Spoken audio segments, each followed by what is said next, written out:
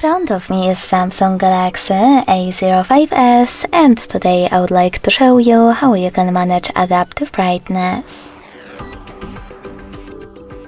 First of all, go into settings and tap on display after scrolling down. Then click on this switcher next to adaptive brightness to turn it on or off. If you want to, you can also go into tab menu and click on those three dots located on brightness slider. Then click on this switcher next to adaptive brightness to manage it. But this time save your changes by hitting done. Thanks so much for watching. If you enjoyed this video, leave a like, comment and subscribe. Bye!